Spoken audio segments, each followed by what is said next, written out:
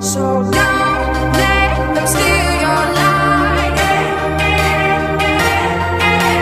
Don't let them break your stride. There's light on the other side. You'll see all the rain clouds follow me. It's a revolution. Gonna make you out tonight.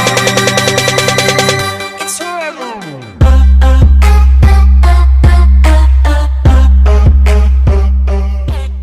Welcome back to Women in Athletics. I'm so excited and grateful to have Ashley Cain here with me today. She and her partner Timothy are the 2019 U.S. National Champions in pairs, as well as world team members. So I'm, again, very excited to have her on, and I think this conversation is going to be really great and helpful.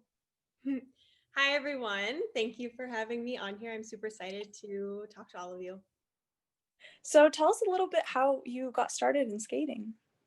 So I am from a skating family. Both of my parents are my coaches currently, and they've been my coaches for my whole career. The first time I got on the ice, I was 2 years old, and it was on the canal in Canada. And then I started in skate school classes, went all the way through up to there, graduated from skate school, and then started in private lessons. And I started competing when I was 4. So I was quite young. So my journey started really early, obviously. But my parents never pushed me into skating, even though my father competed for Australia and my mom competed for Canada. They allowed my brother and I to pick our sports on our own. But they always just brought me to the rink when I was young. So I'd see all the older skaters on the ice, and they just looked so amazing to me. And I wanted to be moving that fast, and I wanted to feel that way. So I used to sit myself on the little ledge where the door goes in, and I used to just sit and watch. And from then on, I just wanted to feel just like them. And here I am at 25, still doing the same sport and chasing my dreams. So yeah, a lot of skaters that I've talked to, and from my own personal experience, they say that the feeling of the wind in their face and in their hair and flying is their favorite thing about skating. Yeah, truly.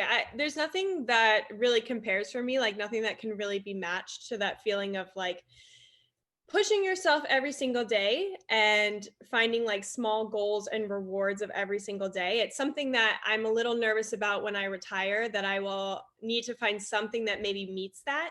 I'm trying not to think too far ahead into that, but I do feel like I'll always have to have something that pushes me the same way skating has.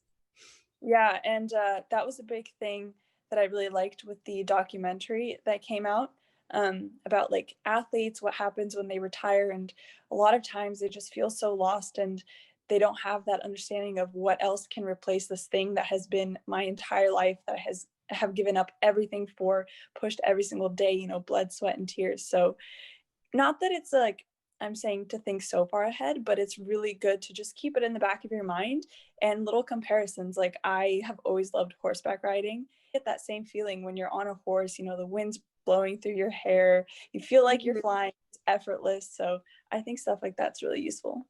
Yeah, I love that. And I think one of the biggest things too I'm looking forward to is just being able to travel with my husband, because every time now I travel for competitions, and I'm there for such a short period of time, and I only get to see so much. So I'm excited to be able to travel without not thinking about competing or skating or what I need to be doing as far as working out. So just with no boundaries. Definitely. Do you guys ever get to spend a couple days after the competitions to look around? A little bit here and there. Sometimes pairs is the first event done. So we do get lucky in that sense. So normally we'll have at least one day. But we do go, I have actually competed in a lot of the same places. So I've seen the same place at least 3 times. But I mean, every time it's really cool just to think that there's this rink in this random, I don't know if you ever did Oberstdorf. Yeah, But definitely. there's a rink in this village, and it's so beautiful, and just being able to walk around, it's just such a random place that I never would have traveled to if it wasn't for skating. Yeah, I love the fact that they just walk the cows every morning. Yeah. So you'll be walking on your way to the rink, and there'll just be some cows walking by. You're like, Down okay. the mountain. Yeah. I love it. So tell us a little bit about your skating journey, because you started in pairs or then went to singles and now you're back to pairs. Yeah, so I competed in both disciplines. My dad was a pair skater and singles, and then my mom was an ice dancer and also did singles. And then they toured in the ice shows for 10 years and settled down in Dallas because they needed like a rink, like a skating director here. So that's why we're still here. And so yeah, my dad always had me doing pair stuff ever since I was young. Like I truly can't remember like the age I was when I started, because I always remember him just doing lifts with me and twists and everything like that, and I loved it so much. So then I did singles and pairs at the same time, and we had a few older like pair teams at our rink, so the guys would take me through my pair tests so that I could get started just on the lower levels. And then when I was 11, I started competing in both disciplines. So I went to junior nationals with one of my partners. And then I had another partner I went to nationals with twice. And then after that, I teamed up with one of my longer term partners, Josh Reagan. We skated together for 4 years. And in that time, I still competed singles and pairs. And I competed on the junior and the senior Grand Prix circuit in both disciplines. I was able to medal at nationals in both. So it was a really like, I feel like that kind of not jump started, but I feel like it showed me that this could be like my career during that 4 year span. And then we went our separate ways, and I competed in singles for 4.5 years. And I thought it was coming to the time where either I wanted to retire, I was feeling a little lost in the sport. I had we'll probably get into this later, but like I had developed really bad anxiety. And I just felt like maybe this was a time that either I go to school or I go on tour. So I started looking at those options. And then I got into, okay, maybe it isn't my time to retire. Maybe there's more. And so I started looking into options of skating for Australia. And we were in the whole process of getting my dual citizenship when I got a call from Mitch Moyer, who's our high performance director. And he was like, Timothy LeDuc would like to have a tryout with you. And I thought Timothy had retired because I wasn't aware that you could go into ice shows and still come back and compete. So I had seen like his Facebook posts and seen that he was like doing ice shows on the ships and everything. So I got that call from Mitch, and I was like, I need to think about this, because it was almost at like 20, restarting my whole career again. And pair skating had advanced so much since the last time I had done it, and I just didn't know if I could do it. And it took me a few hours. I just like went over it and I was like, well, if I don't try, then I will never know. And I'll be sad about that. So I called Mitch back and I was like, I'd love to have a tryout with Timothy. And Tim came down in like the next week. We had a tryout that spanned like a day and a half, and we just clicked right away. And by the next week, he had moved there. And Wow. yeah, so now we're starting our 5th season together, and it's honestly incredible, because I always tell people like you can reinvent yourself. I mean, as many times as you want. I never would have thought that like I would still be in this sport at 25 and competing like way past what I ever thought I would be capable of. So yeah, so I'm here. That's an amazing journey. And I mean, I'm sure so many people would not have been able to keep up with the schedule of competing with both pairs and singles. How was that for you? It was really wild. Like I think at that age, I just did it. I didn't think much of it. And when Timothy and I teamed up, I actually tried to do it again, because I was like, I've done it before, I can do it now. And I actually competed. I did Mid-Atlantics, which is in New York City. It's like in September.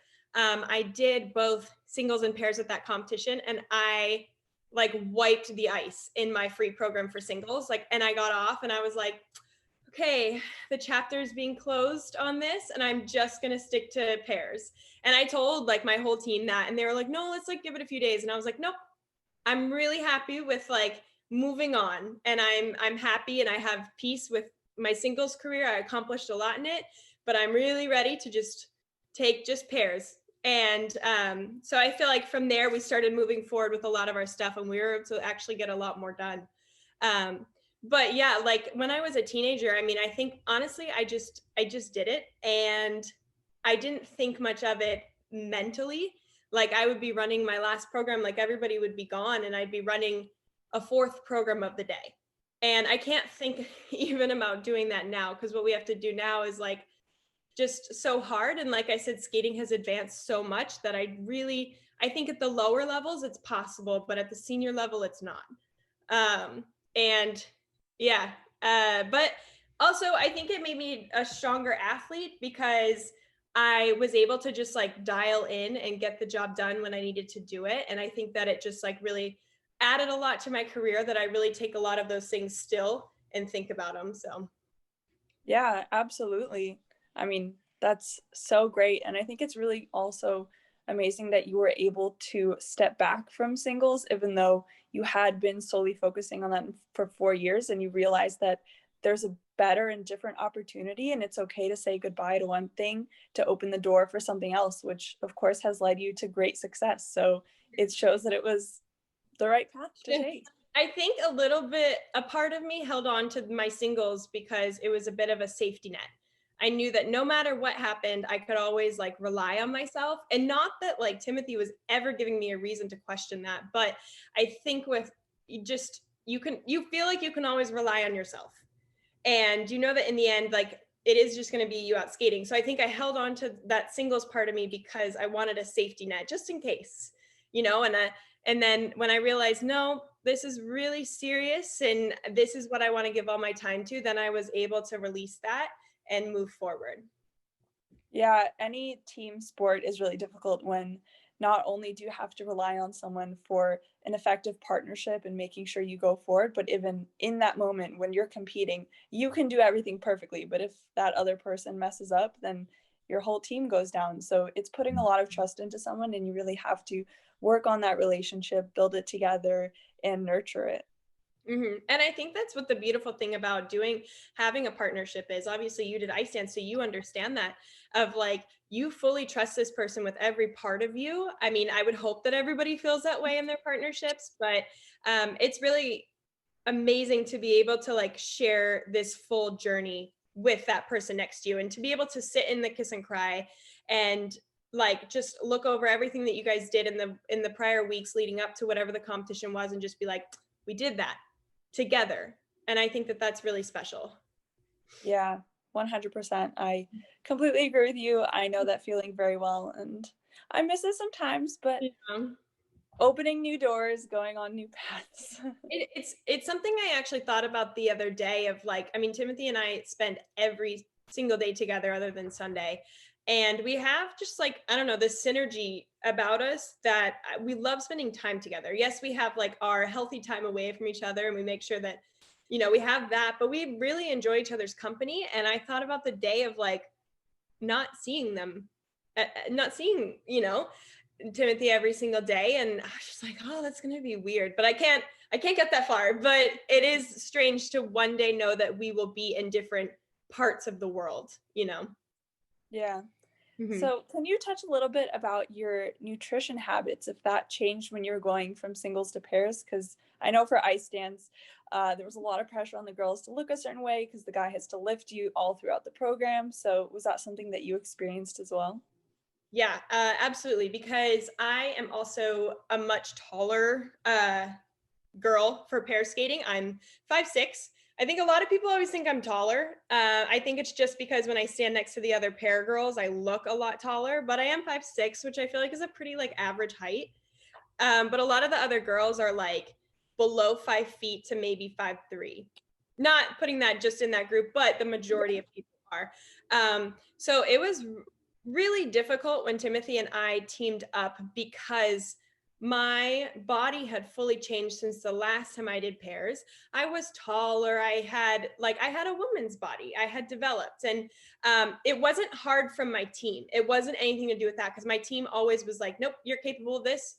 You're gonna be able, whatever. And there was no pressure from my team at all. But it was the commenter, like it was just the people online that were just nasty and saying so many things of like who he should team up with because I'm too heavy and all of this. And I have a full list of my own insecurities, and the fact that like somebody was able to pick at them is pretty amazing. And that, there could have been just a few comments about it, but it picks at like my self-worth and brings me down. And I think that that was the hardest thing, and it still is. I have to turn those off and just not look at them. And it takes practice, because I do feel like sometimes it's easier to look at them and have like self-destruction because you feel like you deserve it, especially if you have a bad skate. Sometimes like I used to go and look at comments and be like, I deserve to be reading these, I should feel this bad, and that's so not healthy.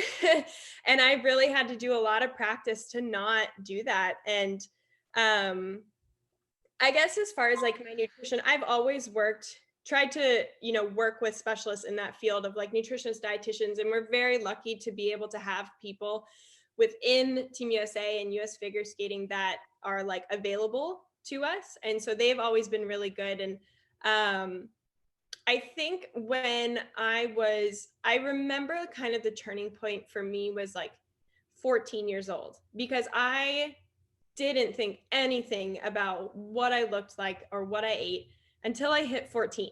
And I feel like it was the time when like health foods were coming in, and like almond milk was becoming a thing, and like 18 almonds was what you were supposed to have for a snack. And I went fully into that, and it just like shaped who I was for years to come, of just obsessing over numbers and the amount and when I was eating and when I should stop eating and all of this. And I think that my like search for perfection, it came solely from myself. Yes, like earlier I talked about the comments and judges saying something or what, and but my search for perfection like came solely from myself. And it's something that I had to really like come to terms with, of being like, I'm never going to be perfect. I need to release what that is. But I was such a perfectionist as a teenager, and it really just ate away at everything that had to do with my nutrition. And I really let it like take me down this unhealthy path. And it's kind of crazy because it took me down an unhealthy path with my eating and my disordered eating and everything. But at the same time, I was winning medals and I was doing all of these incredible things. And it's kind of scary sometimes to think like I was a little bit like, I didn't I didn't have like a clear understanding of it, just because I was winning or I was medaling and I was getting to go to junior worlds and I just thought it was correct. I thought it was what you were supposed to do. And as I got older, I realized that my body is what allows me to do the thing that I love, and I need to treat it the way, with the respect. And like, I'm not saying I'm perfect at it or anything now, or that it's like great, but I'm trying to find a way to like thank my body every day for allowing me, or for helping me do the thing that I love the most, which is skating, or helping me give my husband a hug, or waving to somebody. Like, our bodies are able to do so many things, and I've just been trying to find ways to be thankful for it every single day. And I think that's what helps me like have a healthier relationship with my body. Yeah, like you mentioned, you were almost getting positive reinforcement for the bad habits you were creating. So at that point, as I heard from many others, it's difficult to realize that there's a problem, because you're like, well, this is leading to me these results, so I must be doing something right. But yeah, definitely very challenging, and something that I really like to emphasize, and what I learned, of course, through my degree in kinesiology, is that we are athletes, but we have to treat our bodies and take care of ourselves for optimal health. Because if we're not at optimal health, how can we expect to reach optimal performance? Yep. It's just not going to happen, because, like carbohydrates, you need carbohydrates to fuel your body. We're athletes. We're not ever going to be models. We're never going to look perfect. It doesn't matter if we have big thighs. It matters if those thighs can get us through a 4.5 minute program. That's the only thing that we should care about. And that performance will get us the medal, not the way that we look at the end of the day.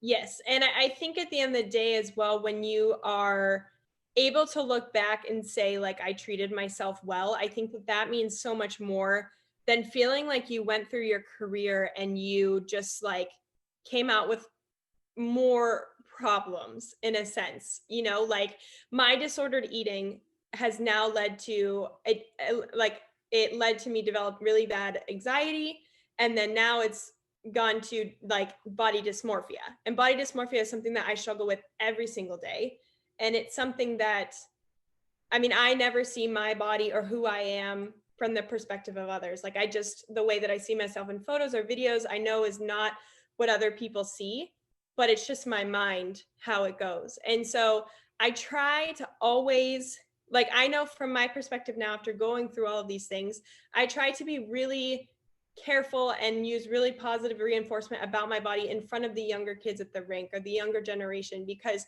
I never want these kids to go through this as well, or to develop this unhealthy relationship with their body, because this sport is so beautiful and I've learned so many things from it and I love it so much and I'm passionate about it. And so I want the kids to feel that. I don't want them to start worrying about their body. So even though sometimes I'm feeling a certain way inside, I want to try and like voice that positive reinforcement so that those kids will have a healthy relationship with their bodies.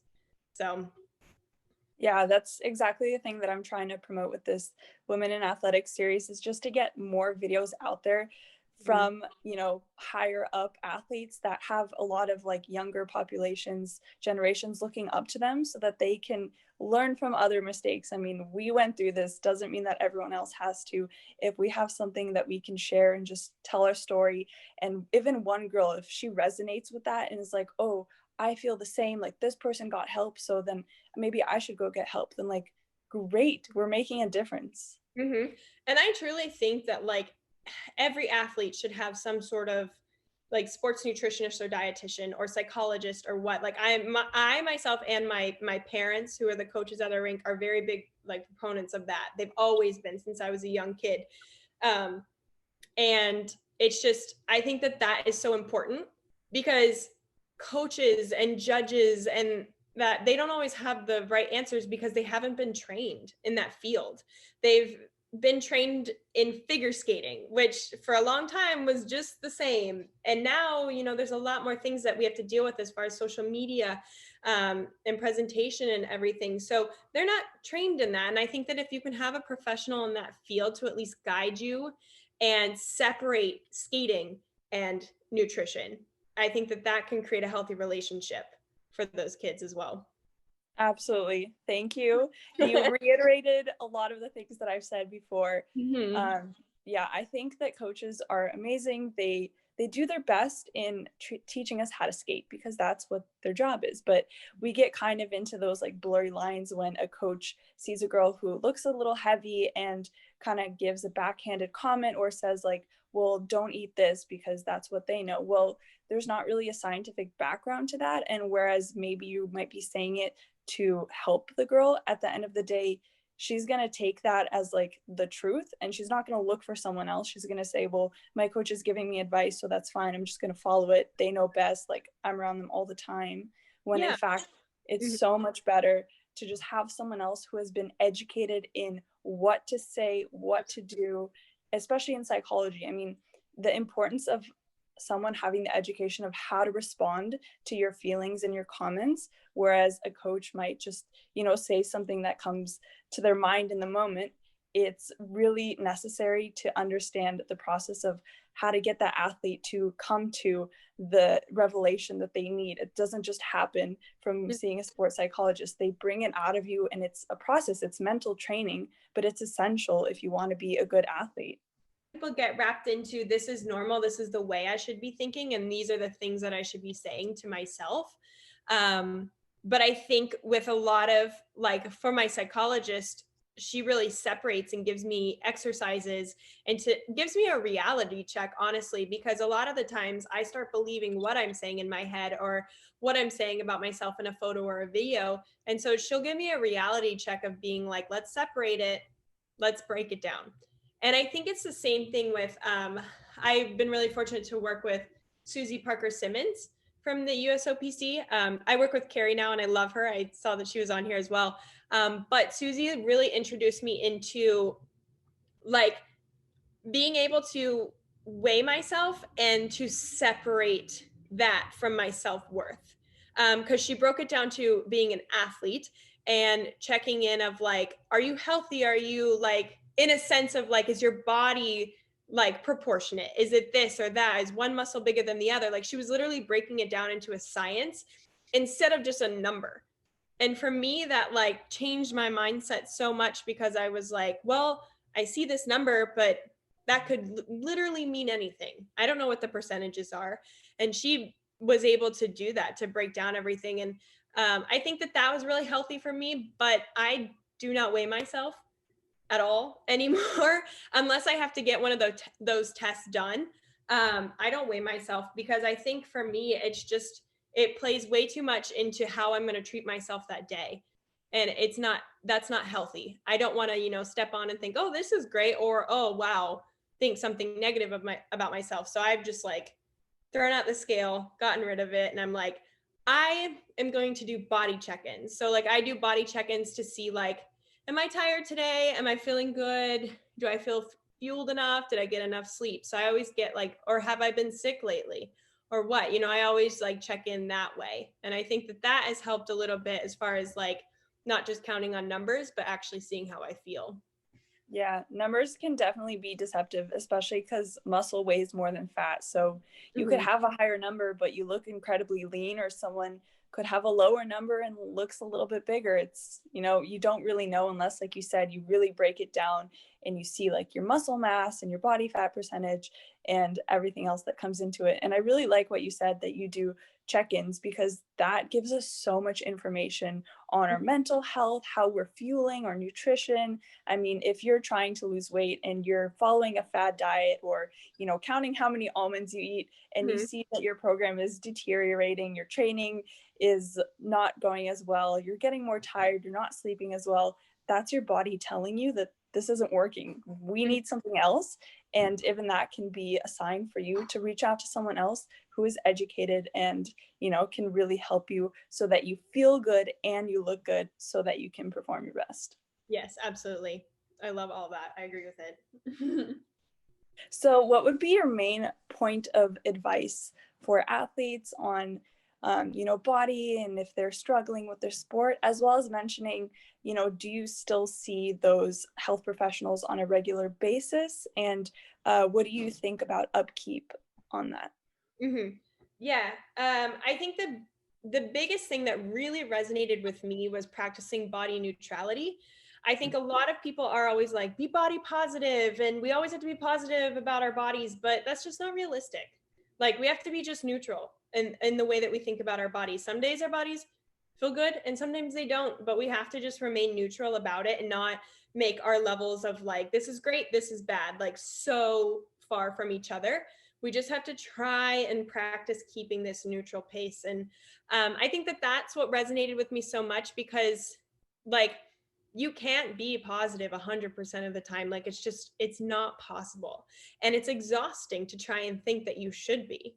And so I think that if you're just able to look sometimes in the mirror at your body or what, and just be like, okay, I woke up today and like that's good enough. Or, I made myself a nice breakfast, just something along those lines of just being like, I'm thankful that I was able to wake up today or that I'm able to see my family. And then another thing, for me is that I can look in the mirror and pick out so many insecurities that I have or pick apart myself so much. But at the end of the day, when I see myself, I am like a makeup of my mom and my dad, and I love them so much. And when I look at them, I see nothing wrong with them. I just see like love. And I started thinking about that. I was like, I have like my dad's like thighs, or I have like my mom's nose or what. And I would never pick apart those things on them. And so I started looking at it of that of like, okay, well, I want to love those things because I love those things about them. So I mean, those are just like two things that really resonated with me to help me like just create a little bit of a healthier relationship with my body. And like I said before, like I am someone that struggles with body dysmorphia, and it's something that I don't know if it'll ever go away. Like you just don't know, but I am practicing and every day to just do things that will help me, you know, live in this space healthier. Um, so yeah, and I work on occasion like with all of those different professionals. I try to do just check-ins, and most of the time they'll like text or call or what, and we do like FaceTimes or we do text, especially right now just because of everything. But I think the best thing is that it's just an outlet of being able to talk to somebody that isn't quite in your everyday life, but you're able to have that outlet with them. And then I also keep a very open relationship with my team. So the people that I do come in contact with every single day, I always like keep that open relationship with them. So I will either tell like my coaches, who are obviously my parents, but I keep a professional in that sense, even though they are my parents. But I always tell them how I'm feeling, or I tell Timothy just to know, like maybe, you know, today I will be at this level of energy, or I will be this high. Like, you know, I just need to have that check in with them to not feel like I'm just taking it all out on myself. So I would hope that, you know, everybody can find at least that one person around them that they can at least feel like they're not going through everything that they're doing on their own, that they can at least have that outlet. Yeah, I think what you mentioned about the check-ins is really important because, I mean, for myself and I know many others, it can be really scary to particularly come up to your coach who, if you see they're already in a bad mood, you're starting the lesson, you're like, hey, I'm not really in a great mood. This is probably not going to be really productive. I'm just warning you. And they're going to be like, what are you talking about? Like, get off the ice then if you're not ready to have a productive session. That's just not helpful at all. So, Mhm. I think it's important to start practicing that as early as you can in a new partnership with a coach and with your partner if you are skating with one, just so that they understand that dynamic and that you're not trying to complain and make them feel bad for you. You're honestly just sharing how you're feeling, how you're doing, how your body is. Mhm. And that's the best way for everyone to have the best session, to be in the best mood, Yes. and to get the best results. Yeah. And I think if you can advocate for yourself, it's like the biggest step forward because like I always took what like because I come from such like a skating family, everybody has kind of known my last name and then tied it to who I was. And then I also like went to nationals at a very young age and everything. So I kind of grew up in the skating public eye essentially. So everybody kind of saw me from year to year of like, how did I change or what, you know, how did I develop? And not that like people were always like saying it, but I could tell, you know, like I was just growing up in the sport, but it was more in the public eye of it.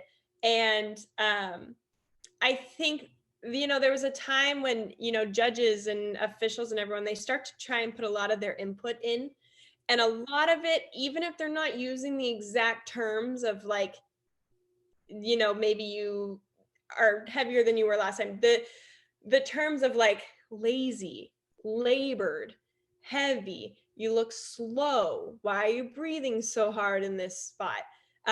Just hearing those kinds of things from officials, sometimes it would take such a big toll on you.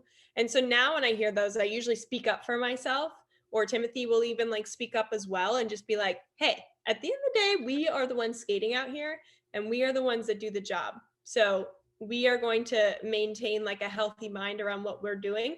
And, you know, just, yes, hear what they're saying, but then not take all of it and just like try and like throw it onto ourselves, but take it and just like really critique kind of like what they say as well. Yeah, I love that because, like you said, sometimes judges can have an input, and just as coaches, we mentioned, they don't really have the education to back it up, and they're trying to help. They want you to do better. They want you to, you know, look effortlessly as you're skating because at the end of the day, that's the goal of figure skating. But it is just like the way they say stuff, and maybe instead of that saying like, I think you could speak to a nutritionist, or how's it going with the nutritionist? You know, Yeah. maybe the judges speak to the nutritionist if they have the contact and say, we're thinking this person, you know, needs to look a certain way, maybe drop a little bit for their program to improve. And the nutritionist is like, no, I have them on a great meal plan. They're doing really well. They're feeling really good. This is the best way that they're going to get the results. And then, you know, everyone's happy because the judges understand the science behind it and the nutritionist is taking care of the athlete. So I think that's something that would be really great. But I love how you said that you stick up for yourself and you talk to them, because I was always really afraid to talk back to judges, but sometimes I really wish that I did. Yeah, I think it's something that took me a long time to just find the voice within myself, because I think a lot of the times I used to think like, no, I should do that. I should look this way. I should be able to. I think that that was one of the big things as well, is that I was always like, well, why can she do it, but I can't? Like, why is she so much thinner, but I'm the way that I am? Because I never saw my body the way that it actually is. And it's really kind of scary sometimes, because with how skating is now, there's a lot of young kids that are very successful. And it's hard to not compare your body to them. But at the end of the day, I'm 25 and those girls are 15 or younger. And when I was 15, I did look maybe like that. And I have to separate that, because sometimes I'm like, I'm 25, I'm a woman. I need to be able to like be making sure that my body will one day be able to have like babies or have a family or what. Like, yes, I'm still an athlete and I'm still in this sport, but I also need to make sure that my body is healthy for after this sport. And I think that that is kind of the one thing that's like very big, is just the comparison game, but just remembering that like everybody's journey is their own, and everybody's a different age, everybody has different backgrounds as far as like where they came from and everything, so just all adds up and you're your own person at the end of the day. Yeah, I think that is extremely well said and a perfect note to end this on.